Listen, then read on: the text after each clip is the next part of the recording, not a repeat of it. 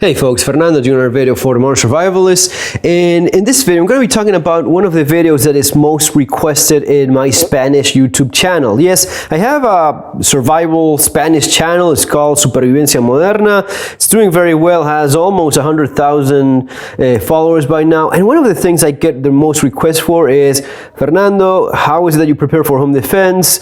What are what's your advice regarding this sort of stuff? And this is the kind of thing that happens quite a bit in Latin America in general.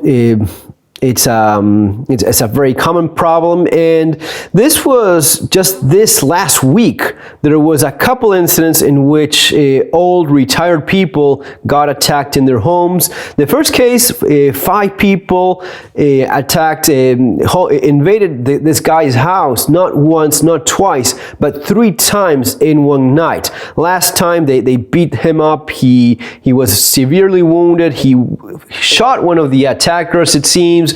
Or either he wounded him or he just chased one of them that broke his leg when jumping out of his house. So he followed this guy with a broken foot. There's footage of all of this, and kind of looks like he executed the criminal. So yes, he is in a little bit of a problem. Quite a bit of a problem, actually. And just yesterday, I believe, another older gentleman, 81-year-old, with a single shot shotgun. 3 guys broke into his house. He shot one, killed one, the other 2 escaped. But as you see, it's a common problem across South America. This was just in Argentina, by the way. So it's understandable that it's one of the requests I get the most regarding what is it that you should be doing. Well, first of all, the thing I advise is know your local laws. Your local laws matter, and you have to know them to the T, know exactly what is that you should be doing and should not be doing in terms of self-defense. And this changes from one state to the other: castle doctrine, stand your ground, all of this stuff. You should know exactly how it works in your state. Usually when there's no longer a threat, it's kind of complicated, to say the least. Again, depending on each state. Some states are a little bit better about that. Some states not so much. Usually, it's kind of understandable that in most countries, actually, around the world, you have the right to preserve your life. If someone is attacking you, if your life is in danger, you have the right to defend yourself, pretty much in most civilized countries around the world. But again, know your local laws. That would be the first thing.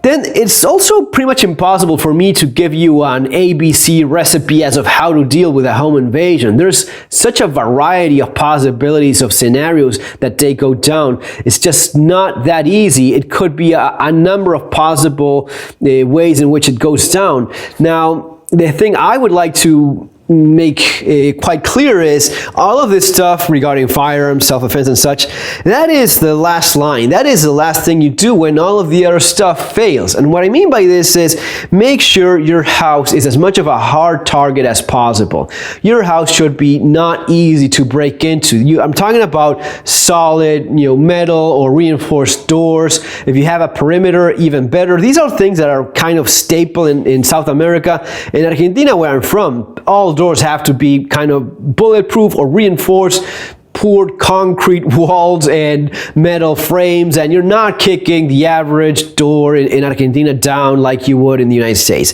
Now, you can reinforce some of those doors that you have in US by changing those screws for 3-inch ones that go through a structure. If you have a wooden frame house, you can change the entire door, something a little bit more solid, the entire frame. You basically want to make it as hard for them as possible. If you can have a perimeter, even better. Very typical in many places in South America or in other parts of the world, but that gives you a lot of peace of mind. If you have a perimeter, you have a strong door, you have bars on windows, you have a dog. Dogs are key part of your home defense. Criminals do not like dogs, especially if they're larger ones, even less.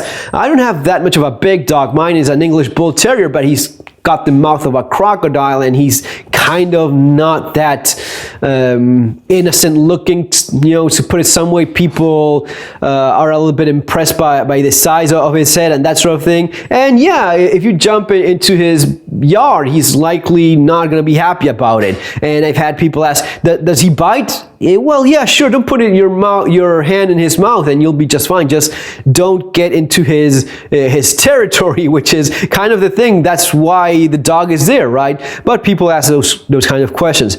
Dogs, lights, alarms. These are things you definitely have to have so as to make your house a harder target. And this has to go along with certain philosophy and tactics. You have to be careful in terms of going in and out of your house, not hanging out in your front porch. These are classic things that most Americans do. In South America, this is just asking to be attacked. So how far you take this, that's up to you, but know that in many parts of the world, these are things that you just have to be careful about, because if not, you pay for it. Now, there are, of course, differences, especially right now in terms of all the civil and social unrest in the United States. You're seeing scenes like that couple that got their gated community broken into, and one of the guys, the husband had one of these, an AR, and he defended his home with that without even having to shoot anyone. But he wasn't attacked because he was armed. I can tell you that for sure, because if not, they would have beaten his skull in. That's how these thugs operate.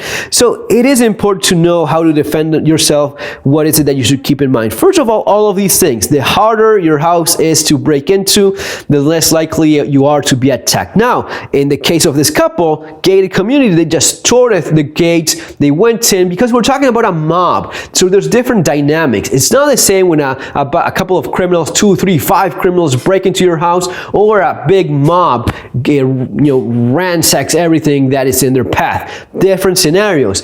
Now, in terms of classic home invasion, that sort of stuff, well, there's several things you should know, especially in terms of use of firearms. A lot of this stuff I describe in my latest book, Street Survival Skills, has a lot on the use of firearms for home defense, how to clear a room, and how you move tactically with a firearm, cutting the slices of pie when moving around corners, doorways, all that good stuff. These are the kind of things you learn in proper dynamic entry classes, which I was fortunate enough to take, and I suggest you take those as well if you can. If not, my book covers quite a bit of that stuff. Even better, go to an actual class by a good instructor. It is the kind of thing you really don't want to be doing. So what is it that you should be doing if, let's say, 2 a.m. you hear someone kicking down your door? Well, the first thing you should do is use that, which is your phone. You call the cops, and several reasons for that. First, it's the obvious thing to do. You call the police. Someone is breaking into my house. My address is this. Please come as quick as possible. I'm afraid for my life. Get here as soon as you can. You're not just calling the cops, you're calling the cavalry. You're also covering yourself legally, which is very important in this day and age, as you already know. From the moment you make that call, you did your civic duty as of, okay, I let the man take care of it. Now I'm running out of time, and there's a good chance cops will not be there in time, as they usually are. They're not, magicians. So 1 minute, 5 minutes, 10 minutes, if someone is in that house, you need some way of defending yourself. One of the other things I would highly suggest having is body armor. If you have just a few minutes, maybe not a few minutes, if you have just a few seconds, 5 seconds, 10 seconds, you can put on a vest, either something like this or a tactical vest with pouches or plate carriers. Body armor of some type will give you a huge tactical advantage in that situation.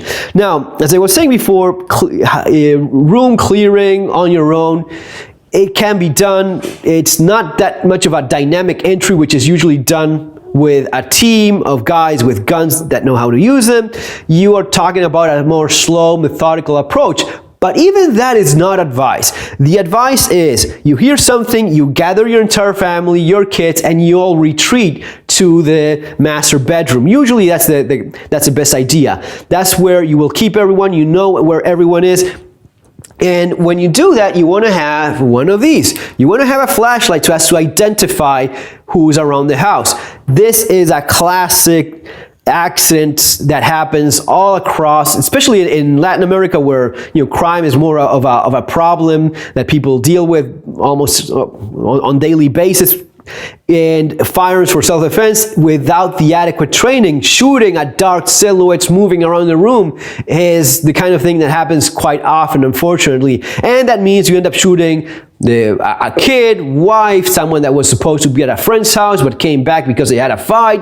Your the girlfriend of your son, sneaking around, and they're just fooling around in the living room, and you didn't know about that. And this is a classic way in which accidents, horrible tragedies happen. I know of a grandfather that killed his grandson by accident. Imagine living with that on your shoulders. So flashlight, identify before putting a round downrange, okay? This is essential. This is also, if you hear your dog barking, you just turn it on, you look around, you see anything suspicious. Anyone hiding out there will know that you're aware, will know you're alert. If there's someone closer, you can impair their vision quite a bit. This is a typical thing that a police officer will do with a flashlight. It's a position of power. You see them, they don't see you nearly as well. So this is a valuable tool to have. And of course, your firearm, which should be available as quickly as possible. This will depend on your local laws and such, what kind of firearm, how is it that's kept home. Ideally, you will have it within reach. If you're carrying, even better, but if not, plan on this in terms of being as quickly accessible to you as possible in different parts if you can. It's not going to be always when you're in bed 2 a.m. It may be you're in the living room watching a movie, someone forces a slide door from the backyard or whatever, and they're there with a gun. Someone waits, someone a little bit smarter, waits for your wife to come back from the grocery stores. As soon as she opens the door, there you go with a gun to her head, and you're kind of done. You don't have much of an option there. But your firearms should be as quickly accessible as possible. That's the way in which you move quickly, you get a gun, and you have something to defend yourself. So in all of this, you gather your family, you retreat to the main bedroom, you call the police. Maybe you have a spare set of keys. If the police shows up, you can throw the keys through the window and say, you know what, you can go in and check things out yourself. We'll stay here in this room. We're not going to be going out until you knock on our door, so we're all safe. Now, if someone broke into your house, you have all your family in the master bedroom.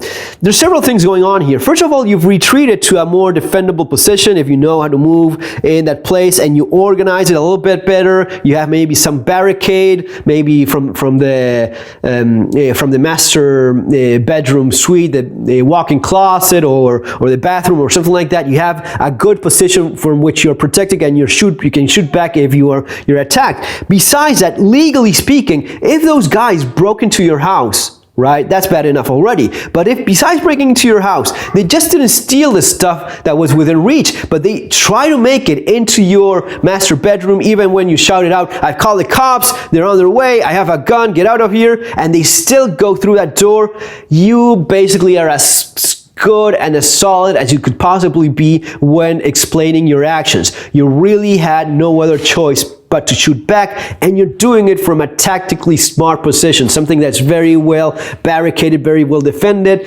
You have a very good chance of making it out of there alive, as well as your family. What kind of gun? Man, this 81-year-old guy with 3 burglars breaking in, he used a single shotgun, 14 caliber. So it wasn't even a 12 gauge, 14.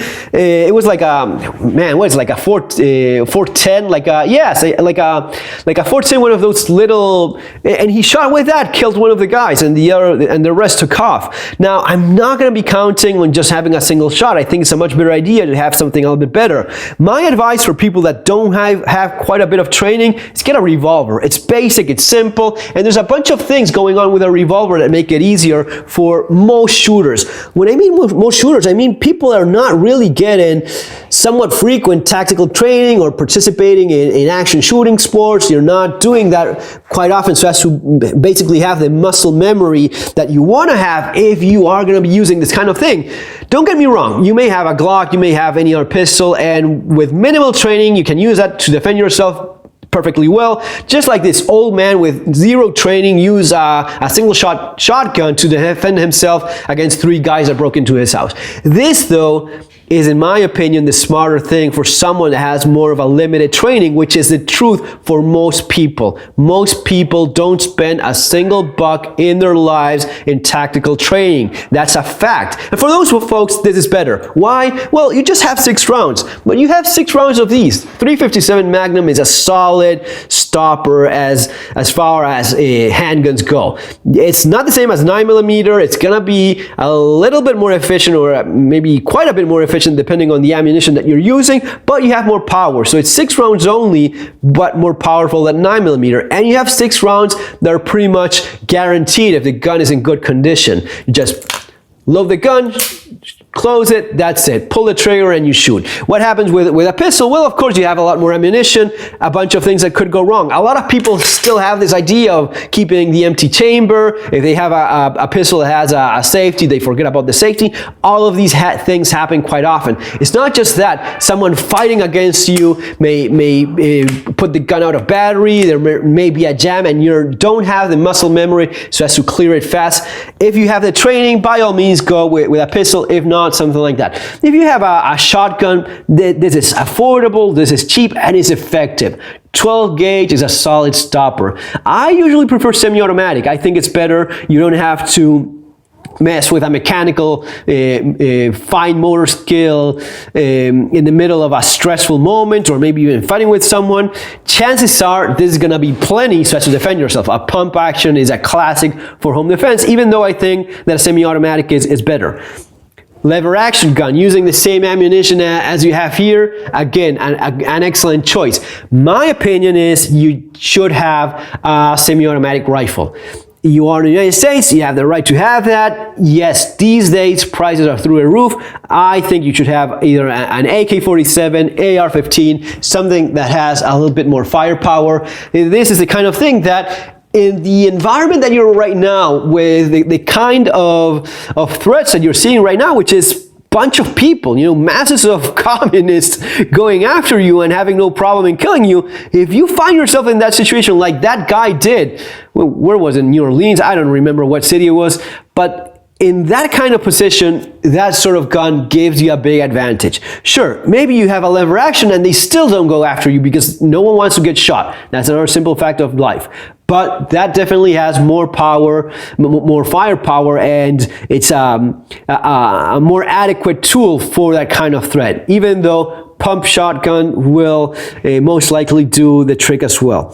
But folks, that's kind of it. You have to be very aware of your level of security in your house. Most houses in the United States, I know this for a fact, they're just not adequate in terms of dealing with home invasions, that sort of thing. Most doors can be just kicked down rather easily. The wooden doors and frames especially are quite fragile and not built for that sort of thing. So yeah, if you want to be a little bit safer, you have to do a little bit of work yourself so as to improve that quite a bit. Any extra measure you take will make you a harder target. That's always better than ending up with using some of these. There's been cases in which just having the gun, someone breaks in, they see you with a gun, they just take off. And I mean, ideally, no one wants to kill anyone. We're all good people. But we want to protect ourselves and our families, and this is the way in which you do it. Remember that this goes with the right training. Again, I have my books which cover a lot of this stuff. My first one is more about the economic collapse type of preparedness. Second one is a lot more regarding self-defense skills. So consider those. But you really need to get proper firearms training for defensive use. That's essential for this sort of thing. Without that, you're a lot more likely to be part of those statistics that sometimes, unfortunately, accidents, people pulling the trigger in the wrong moment, not identifying the target. That happens a lot for people that don't have adequate training. So guys, I hope you enjoyed this little video. I'll talk with Matt to see if we go live tomorrow 3 p.m. as we have been doing these last few weekends, which is going great, by the way. So yeah, likely to talk with you folks tomorrow, and if you can hang out, that's always appreciated. Looking forward to your questions, and see you later. Have a great day.